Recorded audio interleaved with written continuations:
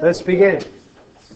The idea is what happens with derivatives when certain little baby things happen, you're just building back and using the power rule, although we'll use the definition of the derivative to prove some of these ideas. So check this out. If you have a coefficient, the graph is stretched. Obviously, then the slope will change if you throw a coefficient in front of a function because the graph's going to be stretched. The question is, how is it stretched? Or how is the derivative or the slope affected? Kind of an obvious thing, but if the graph is growing twice with a factor of 2, then the slope is probably going to also grow twice as fast, yeah? Let's prove it, shall we? Because proving it is fun. Say, we use the definition of the derivative to find these two good guys. This idea was to help you prepare for the test. So would you use the first definition of the derivative to find the derivative of f? Because that would be surely showing up on the test.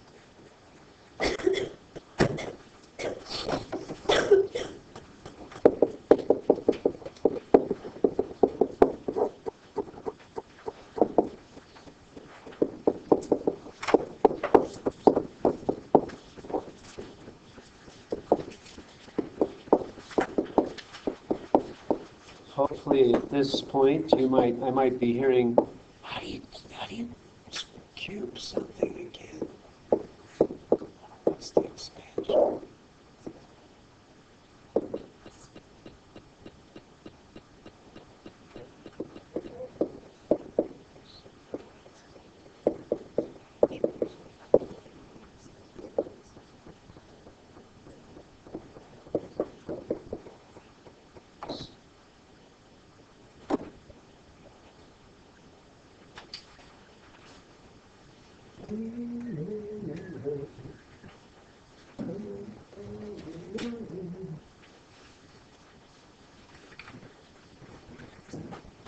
Evan, which one are you? You're Evan. Hi, Evan. Hunter. Hunter.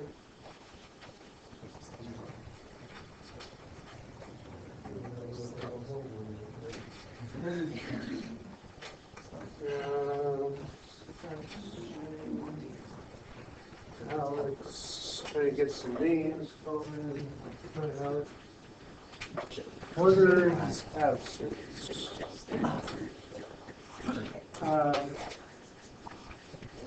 There's some things that we have to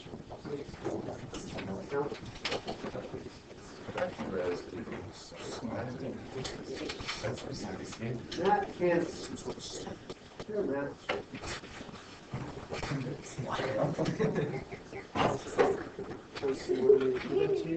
Kayla. Ethan. That's right there. Okay. First, I only did one of these derivatives so far, but tell me, looks good or no, not so good?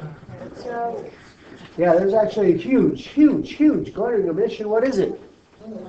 Yeah, no limit, no derivative, period. Okay? And I will absolutely excoriate you on the test if you don't have the limit.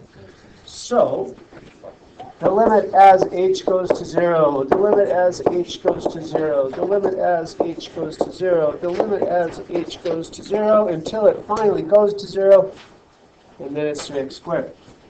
All of which we do by the power rule, right? Now, that is nice, but G, we don't really know the rule for what happens if there's a number out front, so that's why we're working from the definition. Let's see. If I go g of x plus h minus g of x all over h, make sure you're using g here, then that's 2x plus h cubed minus 2x cubed all over h. That then would be 2 times x cubed plus 3x squared h plus 3xh squared plus h cubed minus 2x cubed over h. Therefore, When I distribute and subtract, the x cubes, the 2x cubes go away. Oui. But now I have 6x h, and then h would divide, 6x squared h, and then h would divide away. And I would have 6xh, and it was squared, but now it's just h, and 2h squared. Oui? So that when h goes to 0, it becomes 6x squared. How does that derivative relate to the original derivative? Twice as big. And so what can we conclude? If there's a number out front, you just multiply it at the end. All right, so when there's a coefficient, just leave it out front.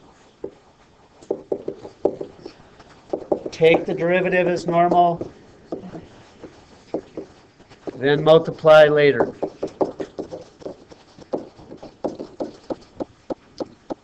In other words, in symbols, which is way quicker to write, if you have a function that has a constant times some function, then you just leave the constant out front and take the derivatives on the function itself. Okay? Okay, we'll practice that in a minute. Next idea. What about the derivative of the sum? Say you have the derivative of a sum. The logical conclusion would be the derivative of sum is just the sum of the derivatives. And you probably would be right. But if you think, well, that's a no-brainer, is the derivative of a product equal to the product of the derivatives? And the answer is no. Okay, so please don't go with the huge assumption that if I have a derivative of two separate things, I just take their derivatives. Let's make sure. Now again, I know in your spot I was thinking, is this proofy kind of thing really necessary? And the answer is yeah, it is. You can't use an idea until you prove that it's valid. So let's look at this here problem. Your goal is to find the derivative of h, where h is some function that's the sum of two little pieces. Maybe it's x squared plus sine, or x cubed plus x squared, or something. The question is, can I take the derivative of the pieces? And we're going to get into this with the definition of the derivative. By the definition of the derivative, let's use the first definition of the derivative. It would be the limit as, and at this point, hopefully you're starting to see, oh, what's the problem? I normally use h, and yet in this problem, h is already defined as the function. Fundamental truth of math is you shall not use a variable twice for two different things in the same problem. So I can't use my normal h because h is already in the problem as a function. So what do you want to use instead? Delta x. Beautiful. So I was hoping you'd say that. Let's say the limit as delta x goes to 0. For h would be h of x plus delta x, point a little gap away, minus the original point on the curve, h of x, all over h or delta x? Delta x. All right, perfect. Now here's where we usually put in the function. In this case, because the function is f plus g, what's h of x plus delta x going to be in terms of f and g? If h is f plus g, then h of x plus delta is f of x plus delta plus g of x plus delta. All of that minus h of x. What's h of x? Just takes vision to see that. Right there. It's f plus g. Is that bouncing around? Or what is that? Okay. What am I trying to get to here? This is kind of a mess now. What's my hope? That I can get to the point where I'm showing that this is f's derivative and g's derivative, right? How do I get to, here's f's derivative. What would f's derivative, by definition, look like? Okay, so the question then is, can I rearrange the orders here to get the f stuff together? Is that allowed? Sure it is. That does not take any leave. That's the commutative property of addition. I can rearrange the f's together. Likewise, I could rearrange the g's together. Right? So far, so good? Are you with me? All right. Now then, the definition of the derivative for f would have to have its own little delta. So now the question is, can I split this into two separate fractions? Is that allowed? Sure. Isn't 2 plus 3 over 5 equal to 2 over 5 plus 3 over 5? If they have a common denominator, I could kind of like adding fractions in reverse. I'm unadding, separating. So yeah, that's allowed. The limit as delta x goes to 0 of f of x plus delta minus f of x over delta plus g of x plus delta minus g over its own delta. That is allowed. And now it feels like we're home free. There's one more thing we have to do. This involves limit rules. They also need their own limit. Now the question is, if it's the limit of this whole thing, is that equal to the limit of each thing and then it later? And the answer is also true. The limit as delta x goes to 0 of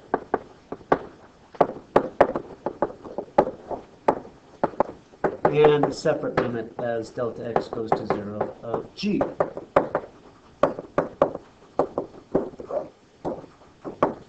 By definition, what is this we just found?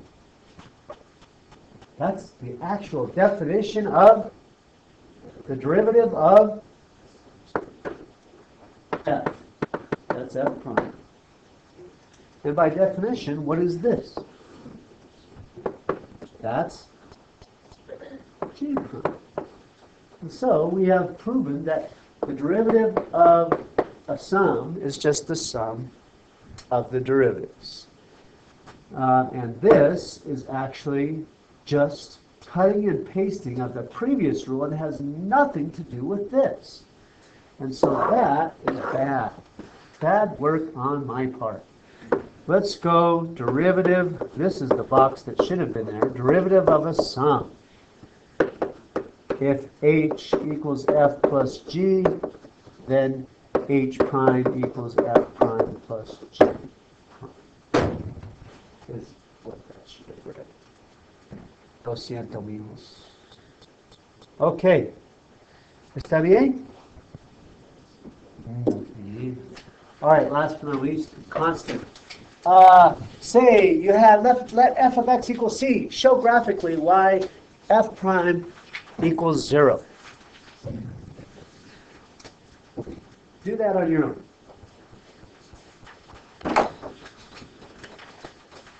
You'll have to graph f of x equals c.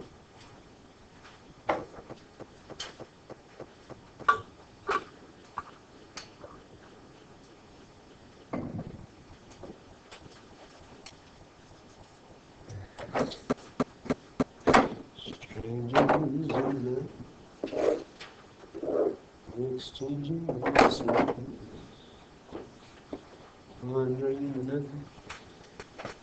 I don't know if C is positive. I'm drawing it above the axis, but I don't know that. Above the axis. What kind of graph is f of x equals c? Like y equals 5, always. Here's a line. What kind of line? Don't say straight. That makes me crazy. All lines are straight. Okay. So what else?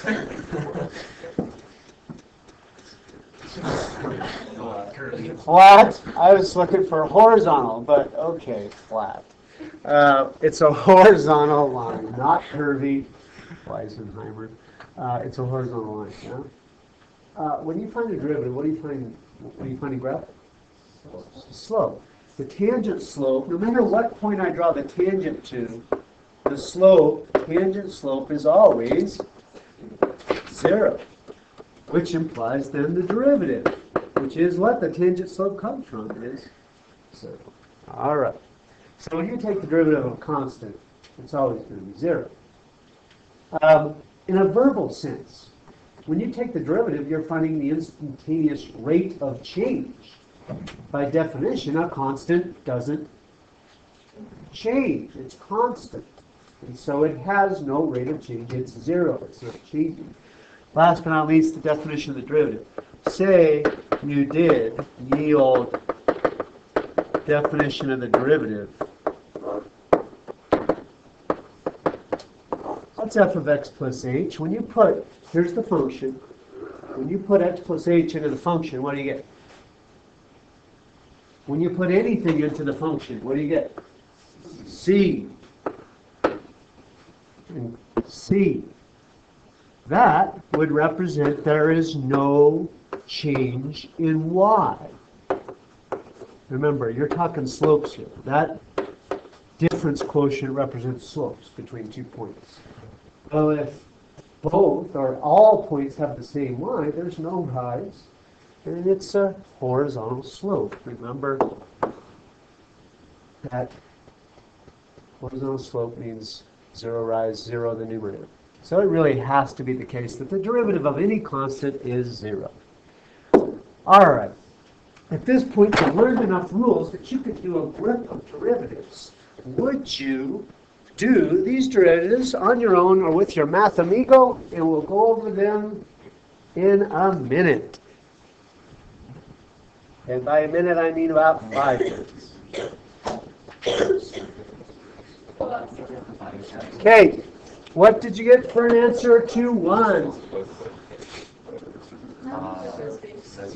Root 17, t to the?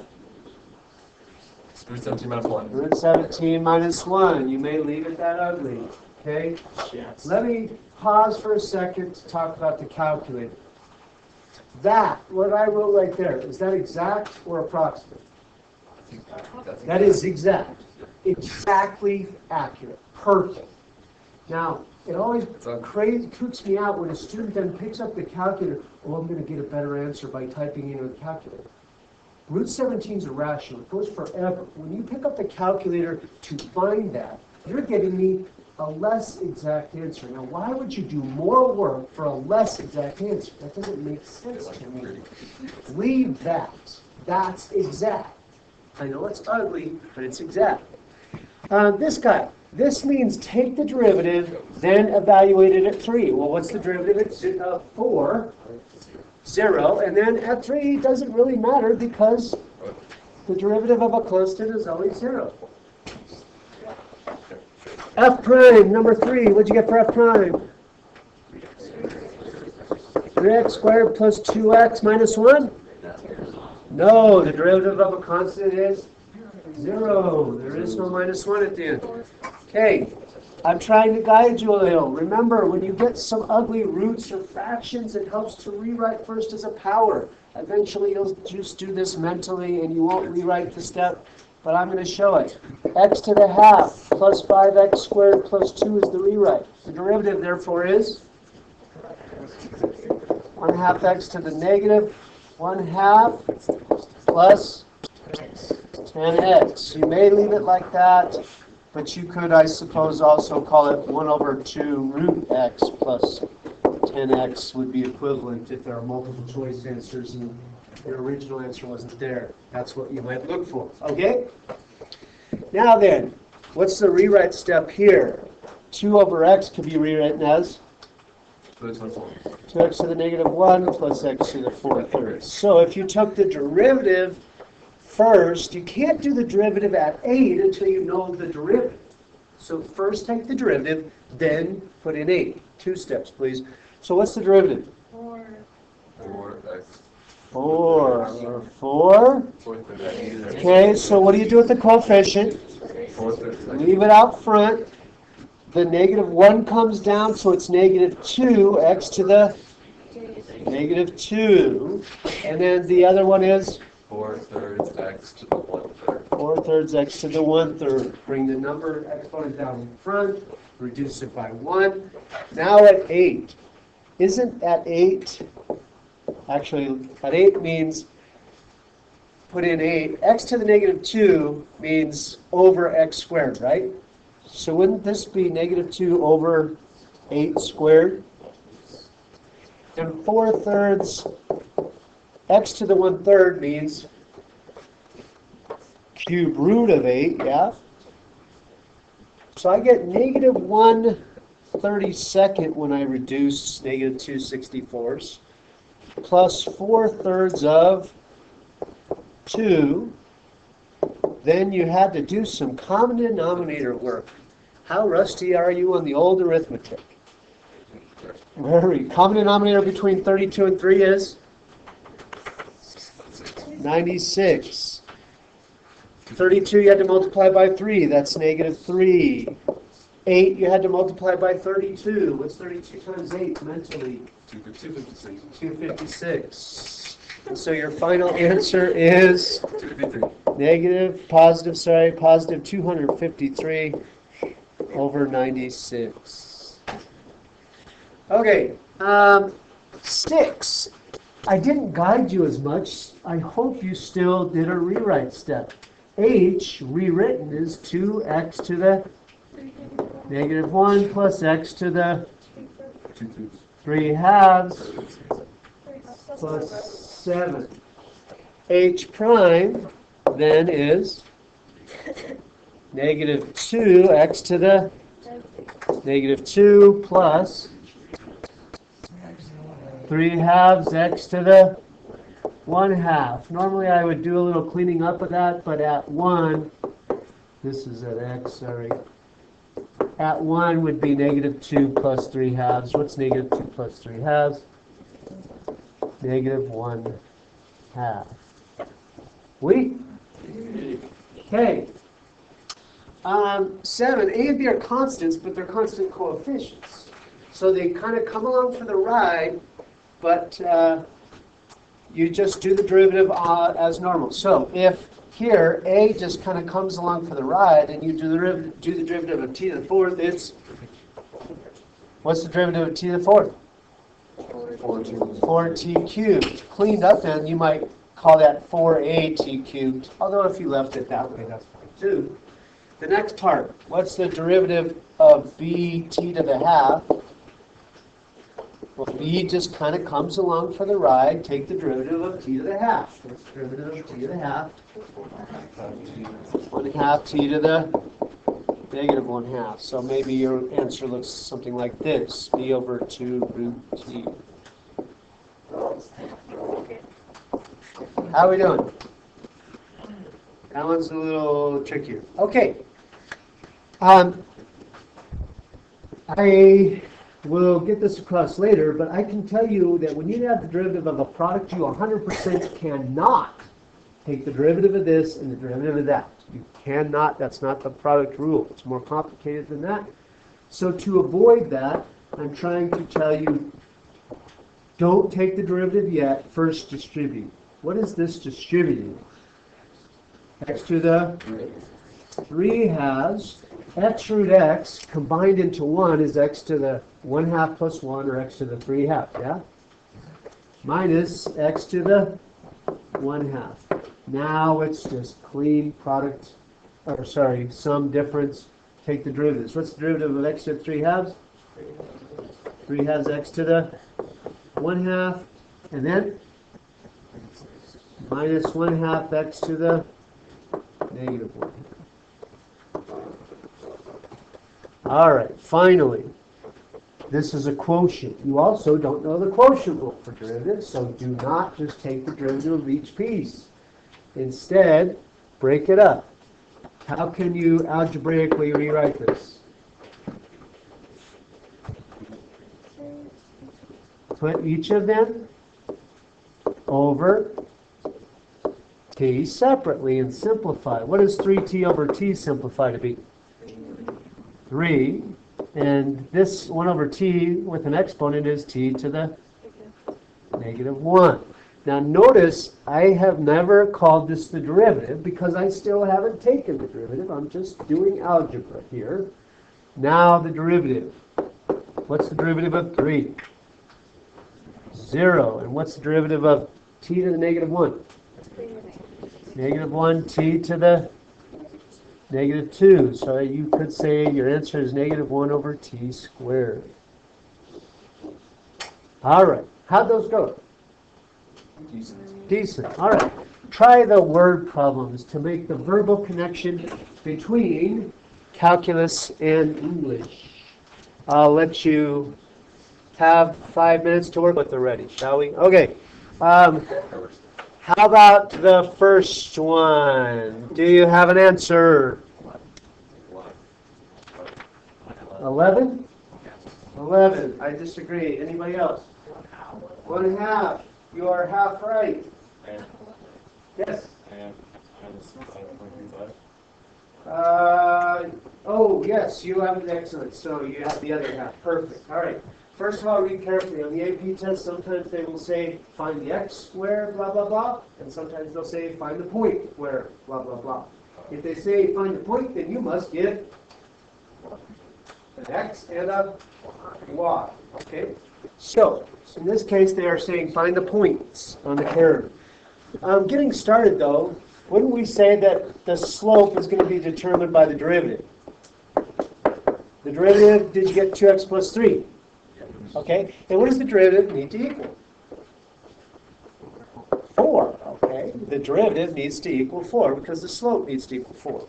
Solving that, you get x is 1/2. Now, the point then means you need, besides the x, you need the y. Question, do I put 1/2 into the derivative or the original function? The original function, okay? So I need f at 1/2, not f prime at 1/2. F prime at 1/2 would be silly because I know that's going to come out to be 4. That's where the problem came from. So I'm looking more like at 1/2 squared plus 3 times 1/2 minus 7.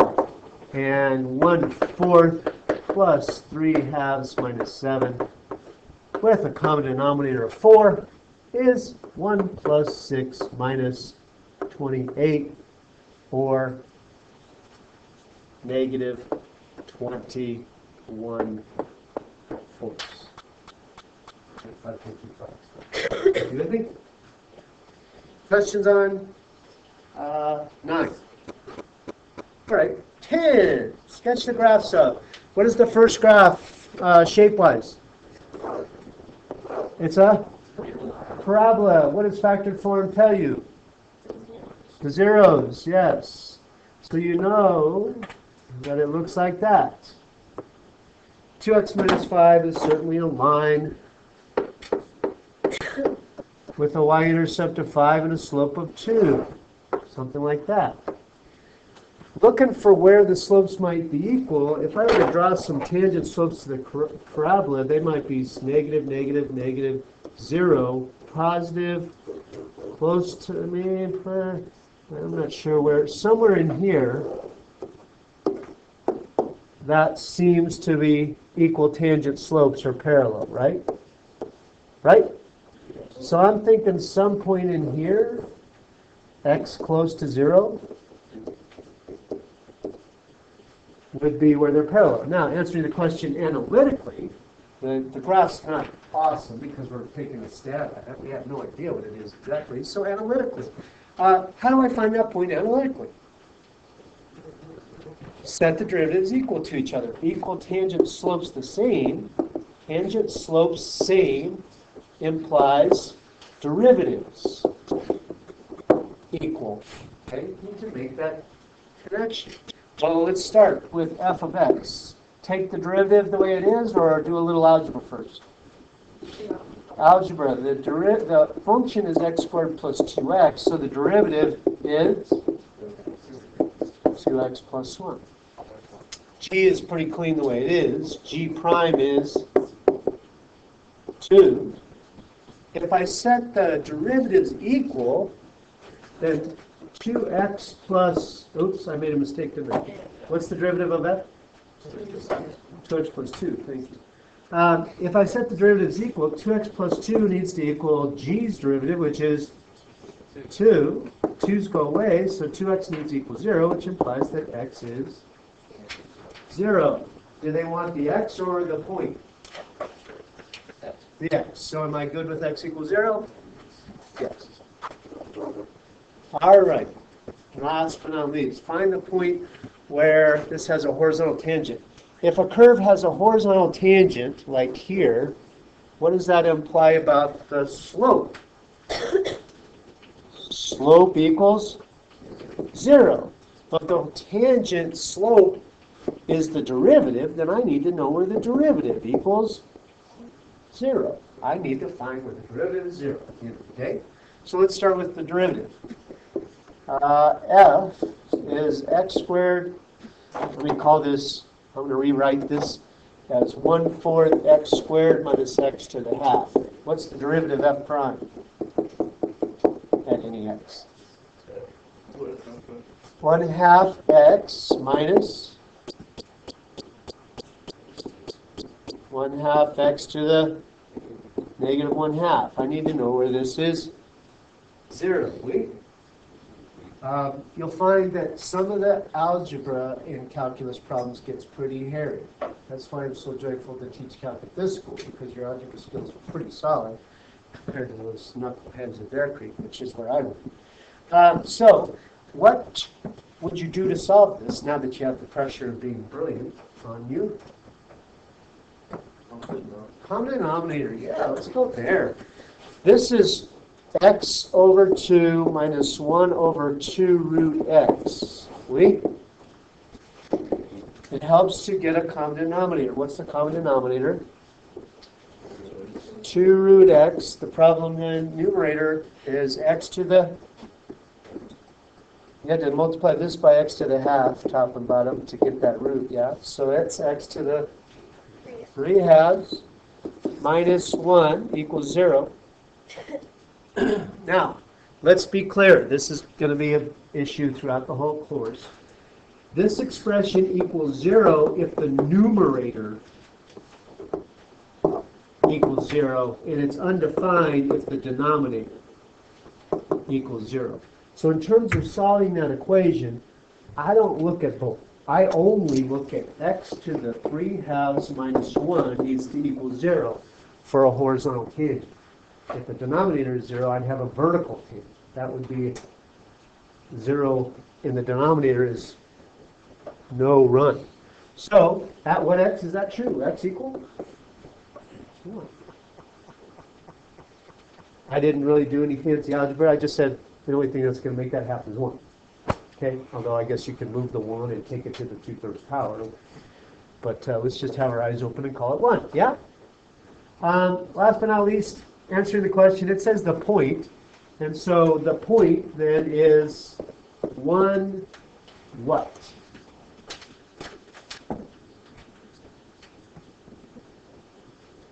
One, what's the what? Negative 3/4. That's my solution set, or a solution. Well, how'd that go? I'm starting to get it. Is that good? You need about 50 more before you really have it down cold, master. What about homework then? Let's get completely caught up. Wouldn't that be great? What's the oldest one you have? 21, 22? Yeah. All right, let's start with 21, 22. And then we'll do 23, 24. 21, 22 questions. Do you have any replacements you need answers to? Okay, so let's start by giving you the replacements, and then let me start there, and then I'll take other questions afterwards. Let me actually... Oh, purple.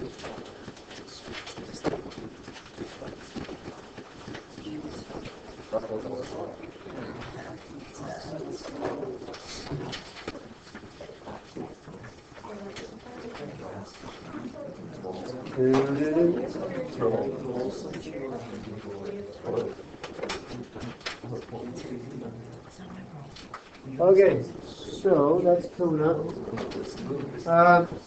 One of the replacements I have is, I guess, they're both in the lower right corner of the front, yeah? Okay. Hang on just a second. Come on, baby. Come on, baby. Come on. All right. Ooh, that's it. Okay.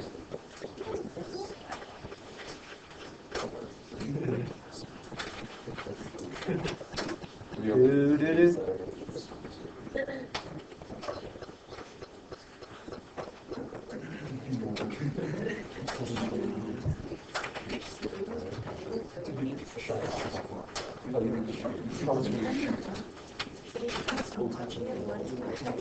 Promise me to shoot. Promise still. What? So you say 2 to 3. Sorry. All right. Sorry about that. Okay. So here we go. For these will be good. Last minute reviews. Do you have a clue on the test, or is the test going to be the typical, wow, first test of calculus shock fest? We'll see. It's proven to show it is or isn't continuous using the definition of continuity. By way of review, the definition of continuity is the first thing that happened is the limit exists, yes? The limit only exists if the one-sided limits are equal. So your first job is to show that the limit as x approaches 2 from the left, which is the limit as x approaches 2 of the 2x plus 1 branch, equals the other. Well, the linear component, what does it approach as x gets closer and closer to 2? 5. As you approach 2 from the right side, then you're going to use the other branch for greater than, which is 9 minus x squared. As x gets closer and closer to 2 there, that gets 2. 5. The one-sided limits are equal, so the limit as x approaches 2 exists, and it equals 5. Second thing you have to show is the point exists.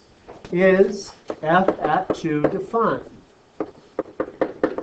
In other words, when you look here, does it tell you, hey, when x is 2, do this? Yeah, where do you look? What's the thing you look at that's important? The inequality, equal to 2. All right, at 2, when it equals 2, you get 5, yeah? The last thing is that they have to be the same.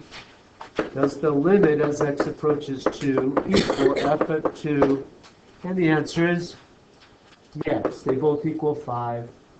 So the limit, or so f is continuous at 2. Now, I actually kind of buffed this the first time. I thought, okay, I'm good. It's continuous at 2. Did it specifically say just at 2, or did it just say, is it continuous? Is it continuous? Now, that actually means you have to go one better and also say, besides being continuous at 2, it's also continuous everywhere else, okay? So you could just say the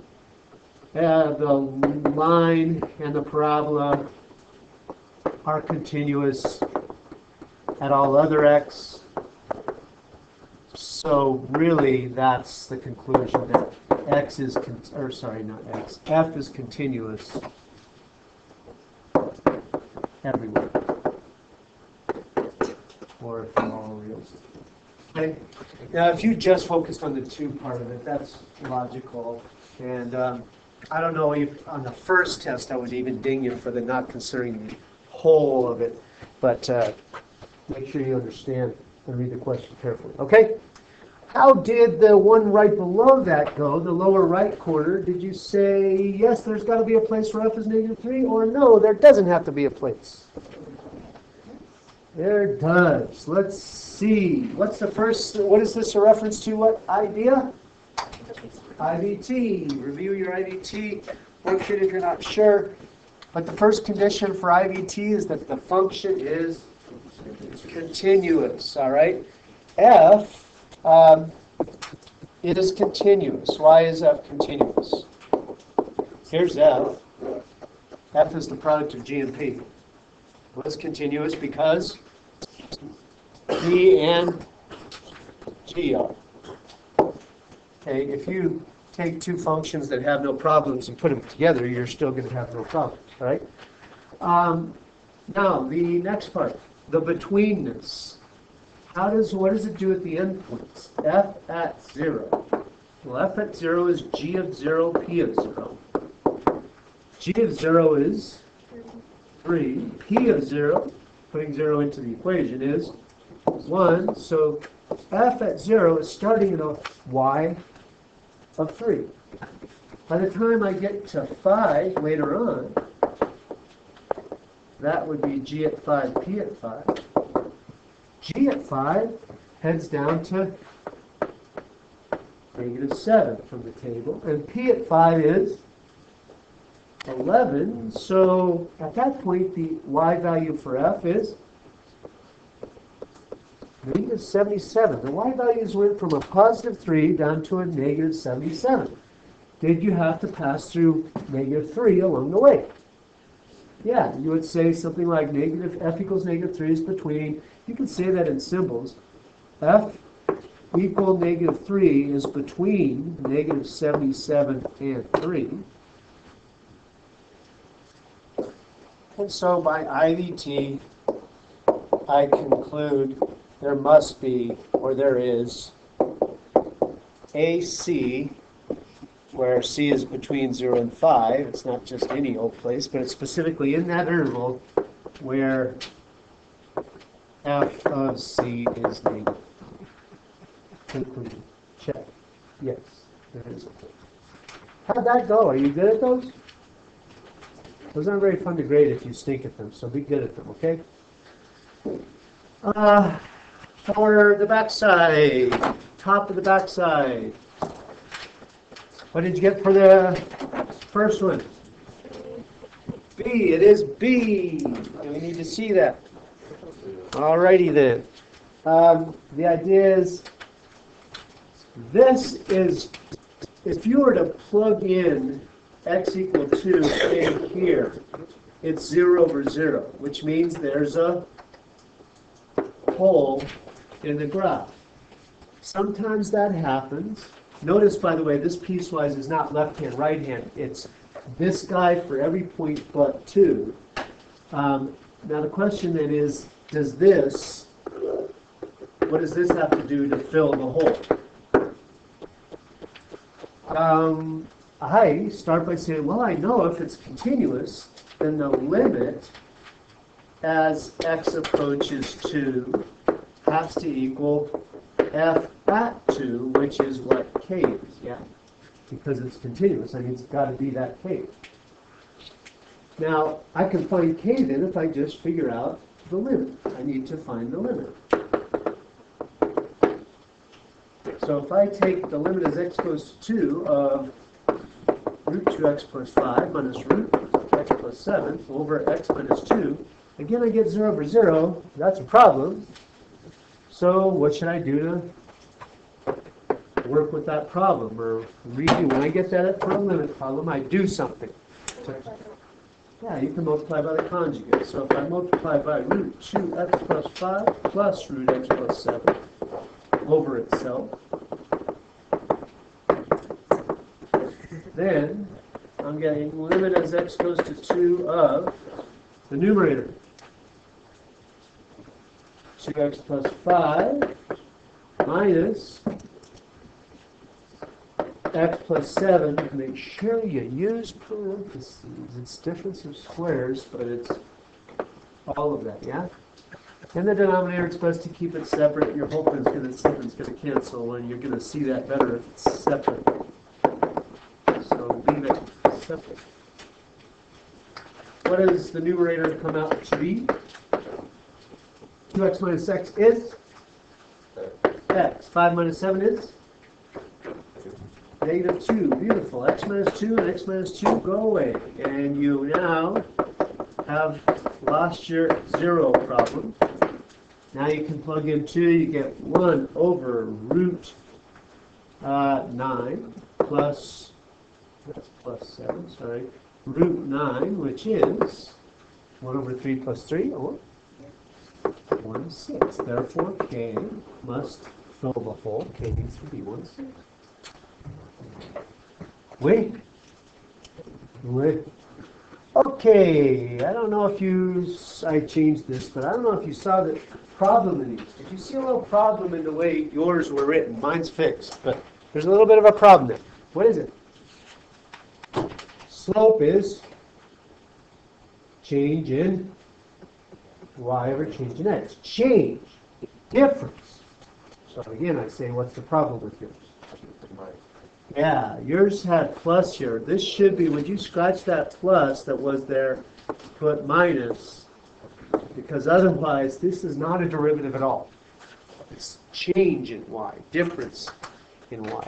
Sum would mean nothing really in terms of calculus. All right. So then, with that fixed, which definition of the derivative are we looking at? The first one? The alternate. When x approaches a constant, a or what, not, then you're looking at the alternate definition, which is meant to find you the derivative at a point. It's the alternate definition. What's the function then? 3 minus x squared. And at what value is this derivative? At x equal 2. So this, instead of asking you to find the slope of the curve 3 minus x squared at 2. All right, next one. This one I thought was the trickiest of the, nope, never mind. The last one is the trickiest of the bunch. Which first, alternate or symmetric definition? First definition of the derivative. What's the function? 2x squared plus 1. And at any old x or specific numerical x? At any old x. Okay. Last one. First, symmetric or alternate? First definition. F of x, now, a little tricky here. What is it? 1 over x, yeah. And it's not at any old x, it's specifically at x equal 2. Guess that wasn't tricky. Way to go. I heard a lot of right answers. Good job. Okay. Moving on to the bottom then. Checking your graph. What does that 2 do to the graph? Vertical stretch. Okay. So the x's will stay the same. The y's are changed. So instead of -3, 1, it's going to be at -3, 2. The 0 will stay the same. The y-intercept, instead of -2, it's now going to be -4. 0 stays the same, 4.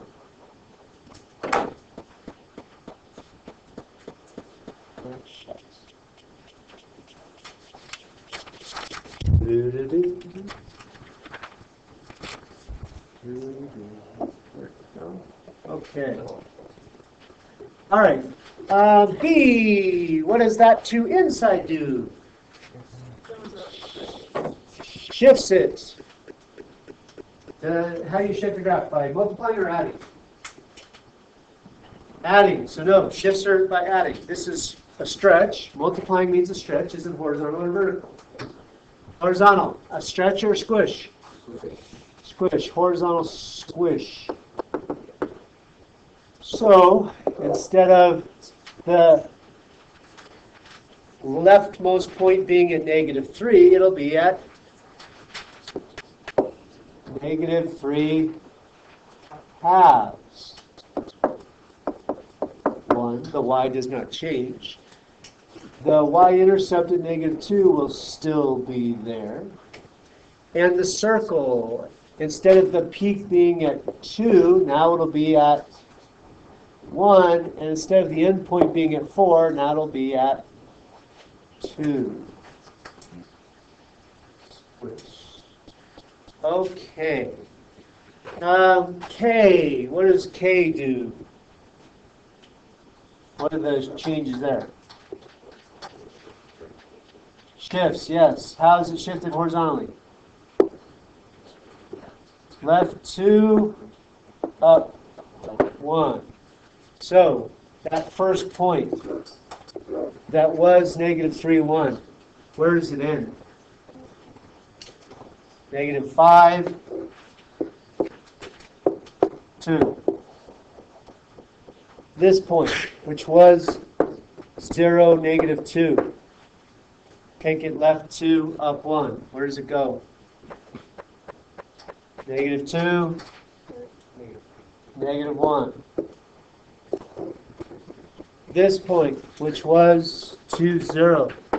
Take it left 2, up 1. Where does it go? 0, 1. And this point, which was 4, -2. Take it left 2, up 1. 2, -1. Okay. Just a handy little, maybe you might consider this, is this. This is sometimes done in Calc 3, kind of idea.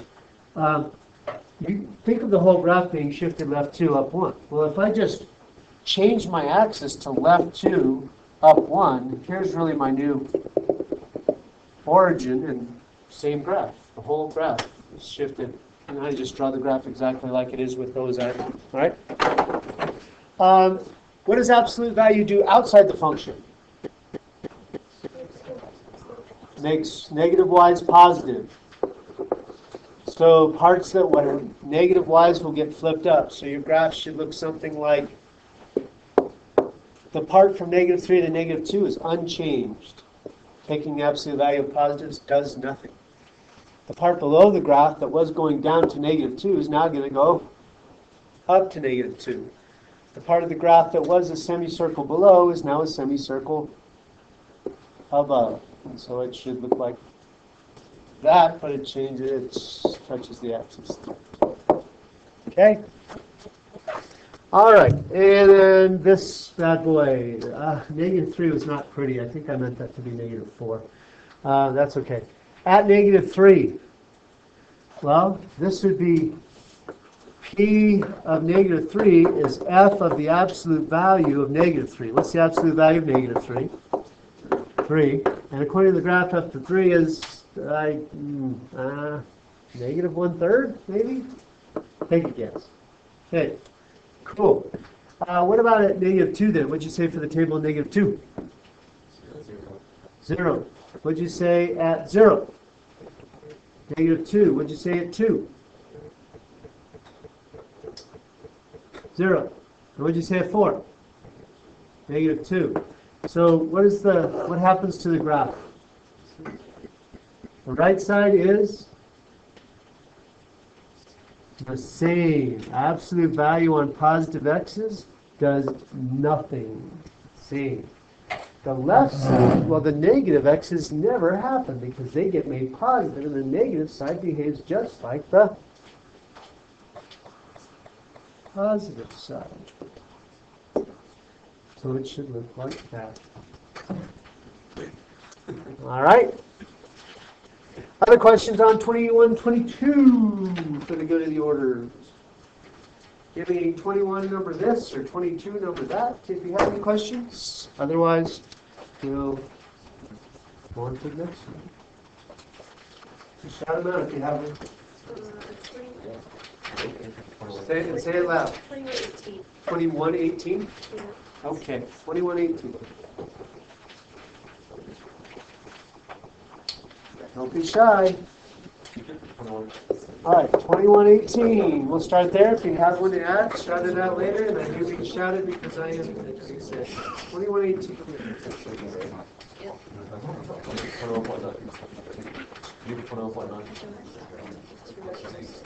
Okay.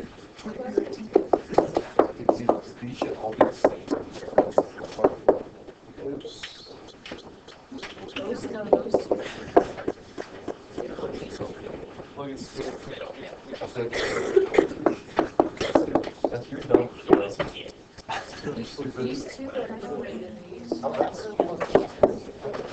Okay, good question. So here we go. Let's start with this, the inside. What's this? What's the quickest way to graph that? Factor it. If you factor it, it tells you it's a problem with zeros at 2 and 1, yeah? So if I then slapped absolute value on it, then what happens to that graph? It's all positive. And so it would look like this red graph here, yeah? Okay, part A then is done. There's the graph. B, increasing. Now increasing means as you go left to right. Some people get hung up on, well, it depends on how you go. If you go left to right, it's increasing here, but if you go right to left, it's... No, you never go right to left. It's just like we read, you go left to right. Left to right to the y values get bigger or increase. Okay, so this point, as I trace along here, are my y's getting bigger or smaller? Smaller, so definitely not there. How about now? Are my y's getting bigger or smaller? Bigger. Up until I reach the vertex of the parabola, which is at 3/2, all right? So my first interval from left to right is where it started, which was 1, and where it stopped increasing, which was at 3/2. All I care about in reading your answer is this. I will take either parentheses or brackets. There's a bit of a calculus fight there going on with whether you include the endpoints or not. The AP test, they would take both, okay? So just grade for your interval. Don't worry about parentheses or brackets. Is there anywhere else where the y's get bigger? Yeah, where else? 2 and forever after that, which would mean 2 all the way to Infinity. infinity. And again, parentheses. Does that make sense? Okay. Any other questions on this homework? Yes? For that one, is it okay if we made it equal instead of doing the As long as you didn't put equal on infinity, I'm fine. Just so you can have equal infinity. Yes? 22.1. 22.1? Okay. Yeah, this is a good one. Thankfully for you, I am an artiste, because this will go great. Now, consider, and I want to make sure I didn't change this. I didn't. Okay, so you have this 12-inch by 10-inch piece of cardboard. You're going to make it three-dimensional by cutting out corners and folding it. So, let me first start by drawing this at an angle. If I remove those, then it would look like this.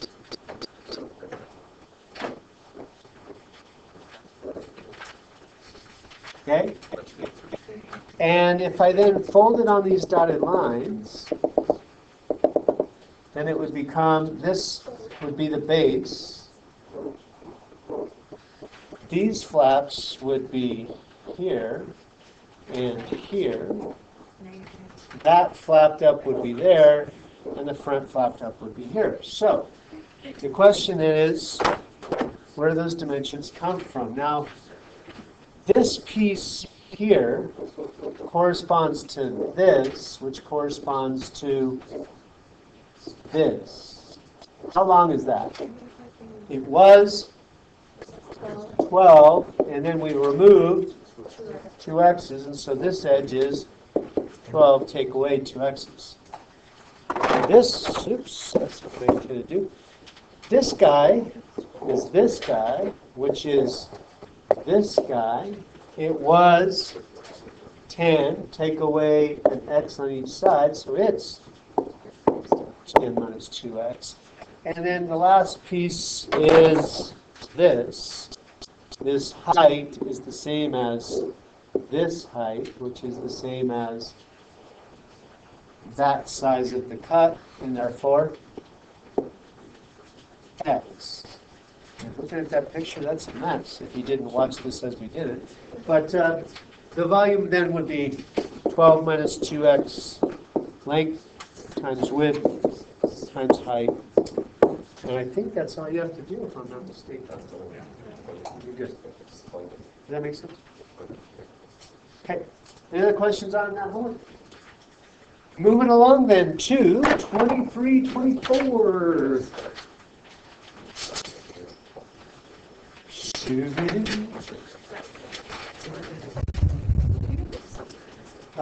Let's open that bad boy up. And get some glasses.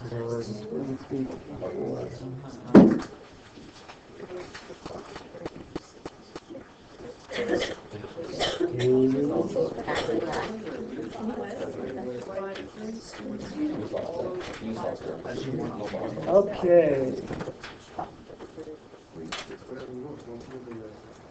Make sure those sinusoids are beautiful. Gorgeous. As the poet said, a thing of beauty is a joy forever, yeah? Yep. I'm not sure. I thought it was Blake, but I could be wrong. You guys would know better than I would. You guys are English students. I guess this is a replacement. And this is a replacement. Okay, here we go. Sorry about that. Okie dokie. So, check your replacement answers. First, what do the 2 and the 3 do to this bad boy? Shift it. The shift of vertical shift is 2, so it's centered at 2 instead of 0, and instead of being stretched up 1, it's going to be stretched up 3, giving you a maximum of 5 and a minimum of -1. If I asked for the range, you'd say it's from -1 to 5 inclusive. Okay, with that then, sinusoid positive normally looks like this. The period, in this case, is 2 pi over 3. So if a whole wave is 2 pi over 3, what's a half wave? Pi over 3. And what's a quarter wave? 5 or 6. 5 or 6. So what kind of scale should I use to locate? 5 or 6. Now whether you use every one box to pi over 6, in which case it's going to be tighter waves, or a little looser waves, is up to you. I'm going to go every 2 boxes to a pi over 6. But if you did every 1 box, that's obviously fine. Now, the shift, this normal point where it's at the center line at 0, is now going to be shifted right pi over 6.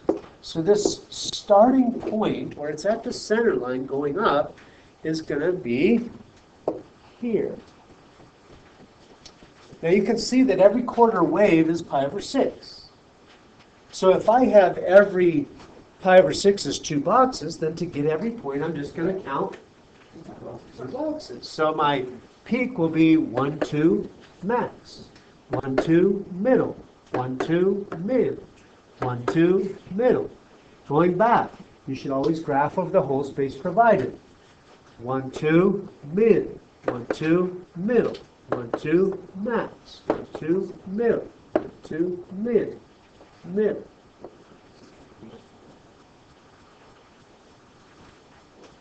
I missed it. That's a beautiful wave. Check your answer by saying, is it at a min at the y-axis? If your graph is at the min at the y-axis, then you are good. Questions about that? All right. Next guy, I know that the amplitude is, that's the period. The amplitude is 4, yeah? So it's going to go down to -4 and up to 4. There's no vertical shift here. It's centered at the axis still because there's nothing added outside the function. It is being stretched. Negative cosine, if positive cosine is this, then negative cosine is the reflection of that So I'm looking at that kind of min to min weight, yeah? What's the period? 2 pi divided by the coefficient. What's 2 pi divided by pi over 8? 16. Period is 16. What's a half period? 8. And a quarter period? 4. What kind of scale did you use? 1s? 4s? 4s? Okay. I'm going to just use, you can use 4s. I'm going to go by 1s. So here, boom. Or nothing at all would be actually fine, because if you don't put a scale, it's a 2 to 1. Now, because I'm choosing a scale like that, it's going to be a little wider, which is fine. If you used a scale of 4, it's going to be a little tighter. I don't like to use too small a scale because then the waves are not as pretty. But it's up to you. That said, the starting point is at the minimum. According to my scale, it's every 4 boxes to a move. So you should go to 4 and have a middle. At 8, you should have a max. And eventually then I get off the graph over there. Going backwards, at -4 you should be at the x-axis. At -8 you should be at a maximum. So something like that. I have no scale shown, implying that all scales are 1. If you did something else, you should say so. Okay, actually I do have a scale shown, don't I? How'd your waves go? Do they look good? Are they fridge-worthy? They should be fridge-worthy. Should be beautiful. Okay. Common question, estimated derivative. All right, now you're using the definition of the derivative, the slope between 2 points, but you can't really take a limit because you don't have the function. You stay true to the idea of a limit by taking points as close as you can to the point they asked about. What's as close as I can get to 4? 3 and 5, all right? So, please, if you don't have this right on your work, correct it in ink, please, because this is where AP starts to get a little picky. First of all, if you say equals, you just lost a point on the AP exam. This is not an equals, this is an estimate. And it needs to be very clear that this is an approximation. If you get funny with me or the AP graders and say, oh, I'm not sure if it's an estimate or not, I've been taken off for that, so you do some kind of, oh, let me cover my butt kind of thing, they take off for that too, okay? If there's even the slightest bit, okay, if you're thinking, they'll take off for that too. You must be intentionally, it's an approximation. I'm really waiting here, okay? Be intentional, please. It is an estimate. So, that said, you also, if you go straight to the table, you're out. Okay? I know it's a temptation, okay? Well, f of 5 is this, you're out. You must show where your values are coming from. So this is required. F of 5 minus f of 3 over 5 minus 3. If you don't show that, you have naked work, it's bald work, and again, they take off. At that point, if you do it all mentally, that's fine. If you show it, that's fine too. What is f at 5? 4. What's f at 3? 5 over 2. Your estimate should be -1/2. Now, again, getting you used to the calculus notation. Notice this is an approximation. But this, I have a hard equal. Why is that? Are these two things approximations of each other, or is this equal to that? They are equal. They are the same, okay? These are equal. They're not an approximation, right? So this is where your approximation goes. This is exactly equal to that. They are equal. All right. F prime at 6. F prime at 6, choose 2 points as close as I can get. What should I choose? X equal? 6 and x equal? 5. Approximately equal to f at 6 minus f at 5 over 6 minus 5. You could also do f at 5 minus f at 6 over 5 minus 6. Remember, slope, it's the same as long as you keep the order the same on the top and the bottom. F at 6 is 4 minus 4 over 1, which is 0. All right. How'd you do that? Not very good. Okay. This bad boy. Is this continuous at 2? Did you say yes or no? No. It is not continuous at 2. Did you show quality work? Do you have limits in your work, first and foremost? If you don't have limits in your work, then the answer to that question is no. My work stays. Okay? Anytime you're dealing with the definition of continuity, it's limits, limits, limits, limits, limits, limits, limits. The first condition is that the limit exists. What is the limit as x goes to 2 of f of x? Do I use the left-hand, right-hand branch, or just the same function for both? As x is less than 2, I use that one. If x is greater than 2, I use that one. Okay, and so it's the same for both. It's x squared minus 4 over x minus 2.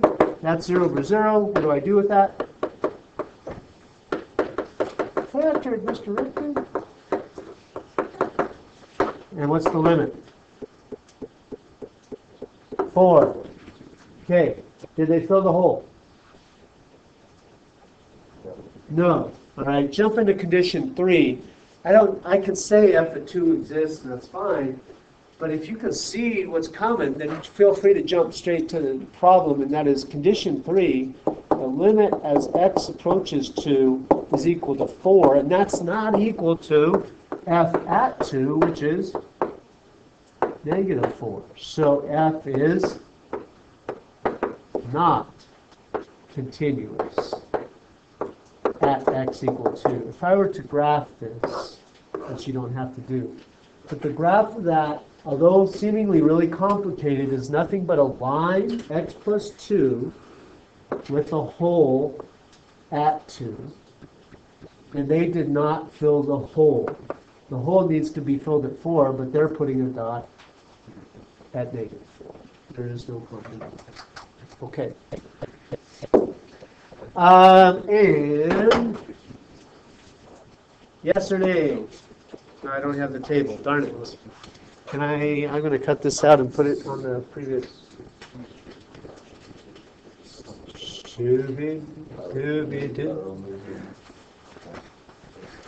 Da da da da da.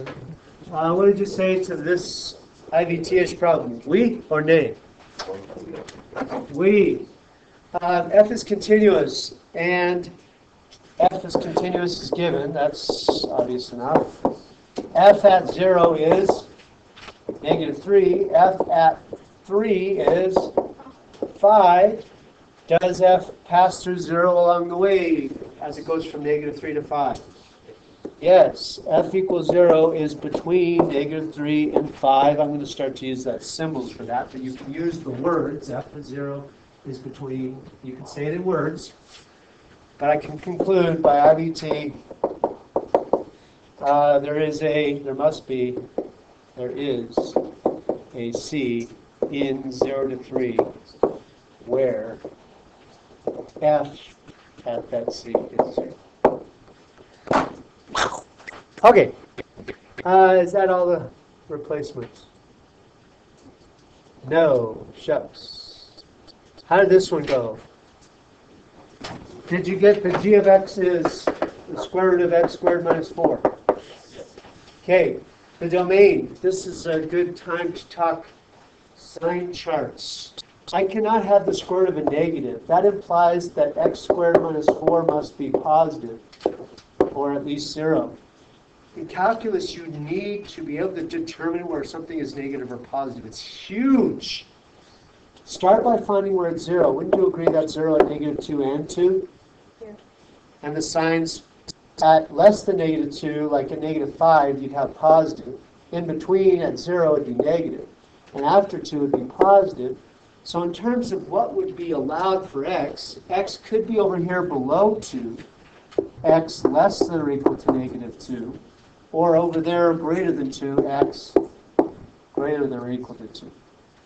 That's the domain. You could also use interval notation if you like. The range. if if this is always going to be positive, then what's going to come out for the range? The range is the results. If the results, if I only am getting 0 and above, then the range is 0 and above.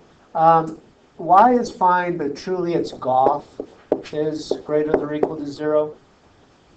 There's no real Y in here. It's GOF, decomposed on average. The conic, how do I decide what the shape of that is without my calculator? Say Y, now I'm going to put in Y here. How do I decide what's the shape? What? Square both sides. Y squared equals x squared minus 4. Do a little cleanup. What cleanup can I do? Yeah, the x and the constant, x and the y to both sides. Say I move in order to get the constant positive, I'm going to move the 4 over here and the x or the y back. Is that circle, ellipse, hyperbola, or parabola? Hyperbola, sideways opening or vertically opening? Sideways, top half, bottom half, or both? Top half. Why top half? Because the root is positive, which implies y is positive. It looks like that. Okay. That, I think, was the last replacement, if I'm not mistaken. And I'm right. Questions? Other questions on 23, 24? On 23, 17, the question, not the... 17, 23, 17, did you say? Yeah, the second half. The second half. Did you somebody say another one, I thought? 24, 1. 24. Okay. Okay, 23, 17. The second half. The question you gave us. Oh, yeah. Okay. Consider the derivative as slopes of the tangents to the curve. When the function is increasing, if a function's increasing, it looks like this. What do you notice about the slopes there? Let's go here. Sorry, I misled you. Do you agree that's increasing? The y's are getting bigger, right? Right. What's the happens to the slopes? They're not increasing necessarily. The slopes are just all positive, is the word I was looking for. If f is increasing, the derivative is positive. That's leading towards the first derivative test of calculus, which is a huge, huge idea. Okay, thank you for asking that. I forgot I replaced that. 24, number 1. 24, number 1. Yes. Okay, so you've got a piece of sheet metal that looks like this, and you're going to fold it in order to maximize how much water it can carry, the gutter it can carry, right? So the idea is you're going to fold it somewhere like this. Make sure I get this by the end of the day, please. The question is, where should you fold it? All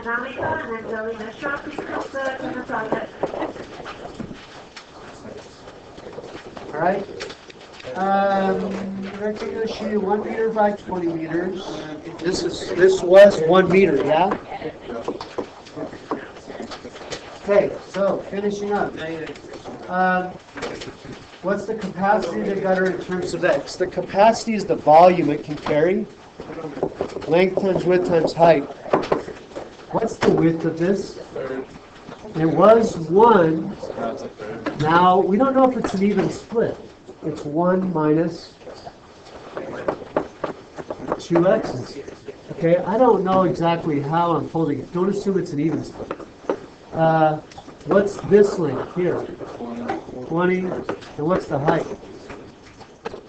The height is how much you decide to fold it. See, if this is x, then it becomes x. There you go. Okay, you bet. All right, you might go to lunch now, you might go to third, depending on you. I'm starving, man. I'm going to lunch.